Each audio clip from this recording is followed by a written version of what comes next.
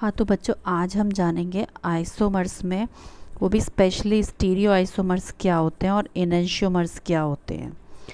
तो सबसे पहले हम बात करते हैं कि आइसोमर्स क्या होते हैं। देखो सेम मॉलिक्यूलर फॉर्मूला है तो आइसोमर्स है, नहीं है तो आइसोमर्स नहीं है। जैसे हम इस एग्जाम्पल की हेल्प से जानेंगे कि यहाँ पे ये देखो, ये C6H12 है, ये इसका मॉलिक्यूलर फॉर्मूला है, और एक है C3H6O2, एक मॉलिक्यूलर फॉर्मूला ये है।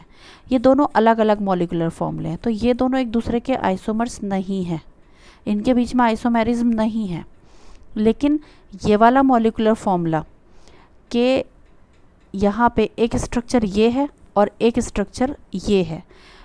इस स्ट्रक्चर का नाम है प्रोपियोनिक एसिड और इस स्ट्रक्चर का नाम है 1-हाइड्रोक्सी 2-प्रोपेनॉन।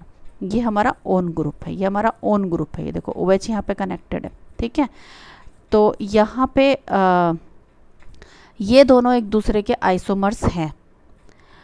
और इस वाले में देखेंगे मॉलिक्यूलर फॉर्मूला C6H12 में ये साइक्लोहेक्सेन है और ये 1-हेक्सीन है। हम डबल बॉन्ड को यहाँ से हटा के यहाँ भी लगा सकते हैं, तो एक और हमारा आइसोमर्स बन सकता है। तो ये दोनों एक दूसरे के आइसोमर्स हैं, बट ये एक दूसरे के आइसोमर्स नहीं है, ये एक दूसरे के आइसोमर्स नहीं है। तो अगर सेम मॉलिक्यूलर फॉर्मूला है तो आइसोमर है, नहीं है तो नहीं है। अब आइसोमर में भी हमारे पास क्या होता है कि अगर हमारे पास जो ग्रुप जुड़े हुए हैं उन ग्रुप की कनेक्टिविटी एक है, सेम है, तो वो स्टीरियो आइसोमर्स हैं। कनेक्टिविटी डिफरेंट है तो वो कॉन्स्टिट्यूशनल आइसोमर्स की कैटेगरी में आएंगे। जैसे कि हम इसकी हेल्प से जानेंगे कि यही वाला मैंने मॉलिक्यूलर फॉर्मूला लिया है C6H12। तो C6H12 में हमारे पास देखो ये साइक्लोहेक्सेन है, ये 1-हेक्सीन है। डबल बॉन्ड को मैंने यहाँ पे रख दिया तो 2-हेक्सीन हो गया। इसी मॉलिक्यूलर फॉर्मूले की एक और स्ट्रक्चर सामने आ रही है 3-मिथाइल-1-पेंटीन, और एक और स्ट्रक्चर है, ये है 1-इथाइल-2-मिथाइल साइक्लोप्रोपेन। तो देखो डिफरेंट स्ट्रक्चर हैं लेकिन मॉलिक्यूलर फॉर्मूला एक ही है। तो जब डिफरेंट स्ट्रक्चर होंगी मॉलिक्यूलर फॉर्मूला सेम होगा, बट उनका नाम अलग होगा या नंबरिंग अलग होंगी, और जो हमारे जो ग्रुप हैं हो सकता है उनकी पोजीशन भी डिफरेंट हो। तो ये हमारे पास कॉन्स्टिट्यूशनल आइसोमर्स की कैटेगरी में आते हैं। अब कॉन्स्टिट्यूशनल आइसोमर्स तो हमारे पास ये जो डिफरेंट हमारे पास आइसोमर्स हैं ये हैं। अभी हम बात करते हैं स्टीरियो आइसोमर्स की। तो स्टीरियो आइसोमर्स में हमने जाना था कि हमारे पास कनेक्टिविटी सेम है लेकिन अरेंजमेंट जो है वो डिफरेंट है। तो इसको हम इस एग्जांपल की हेल्प से समझेंगे स्टीरियो आइसोमर्स में कि जैसे यहाँ पे मैंने फॉर्मूले को लिया है, यहाँ पे ये 2-हेक्सीन वाले को 2-हेक्सीन। तो 2-हेक्सीन वाले में क्या है कि ये जो है देखो ये डबल बॉन्ड है, इस वाले कार्बन से ये CH3 ग्रुप जुड़ा हुआ है, ये हाइड्रोजन जुड़ा हुआ है, इस वाले कार्बन से ये CH3 जुड़ा हुआ और ये हाइड्रोजन जुड़ा हुआ है। तो इस वाली स्ट्रक्चर में और इस वाली स्ट्रक्चर में क्या फ़र्क है, देखो नाम एक है और स्ट्रक्चर भी कुछ कुछ एक जैसी है, मगर अरेंजमेंट चेंज हो गया है। ये जो हमारे पास मिथाइल ग्रुप है ये यहाँ आ गया है दूसरी स्ट्रक्चर में, और हाइड्रोजन यहाँ पे आ गया है। इसमें रोटेशन पॉसिबल नहीं है क्योंकि डबल बॉन्ड है ना, तो रोटेशन पॉसिबल नहीं है, मगर डिफरेंट अरेंजमेंट है और कनेक्टिविटी सेम है। तो अगर IUPAC नेम सेम है और हमारे पास कनेक्टिविटी भी सेम है, डिफरेंट अरेंजमेंट है और रोटेट नहीं किया जा सकता, तो उसको हम E और Z फॉर्म की कैटेगरी में रखते हैं। तो ये E फॉर्म और ये Z फॉर्म हुई। इसी तरीके से यहाँ पे एक और एग्जांपल लेंगे, उसकी हेल्प से भी समझ सकते हैं। जैसे कि यहाँ पर मैंने 3-मिथाइल-1-पेंटीन ये वाला एग्जांपल लिया है।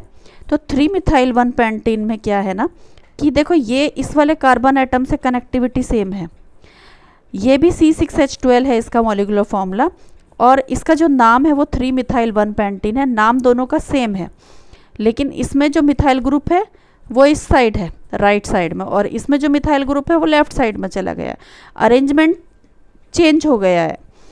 तो अगर अरेंजमेंट चेंज हो जाता है, मगर हम इसे रोटेट कर सकते हैं, इसको रोटेट नहीं कर सकते थे क्योंकि डबल बॉन्ड उसी कार्बन एटम से लगा हुआ था, यहाँ पे इस कार्बन एटम पे डबल बॉन्ड नहीं लगा हुआ, तो इसको हम रोटेट कर सकते हैं। तो ये एस और आर फॉर्म की कैटेगरी में आता है। अब ये स्टीरियो आइसोमर्स तो हमने जाना, ठीक है, कनेक्टिविटी सेम है, डिफरेंट अरेंजमेंट है स्पेस में। इसके भी दो पार्ट होते हैं, एक तो डायस्टीरियोमर्स और एक इनेंशियोमर्स।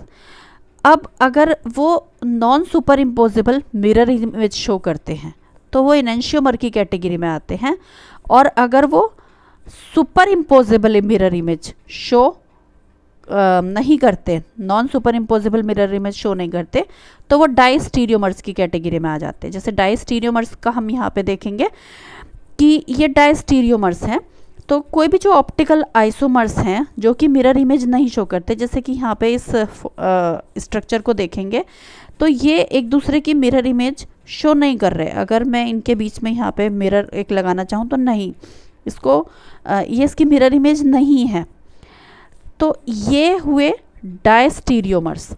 बट अगर मैं बात करूँ non super imposable mirror image की, तो देखो जैसे मेरे पास यहाँ पे ये दो सर्कल है, तो मैं इस सर्कल को एज इट इज़ उठा के इसके ऊपर रख सकती हूँ, तो ये हो गए सुपर इम्पोजिबल।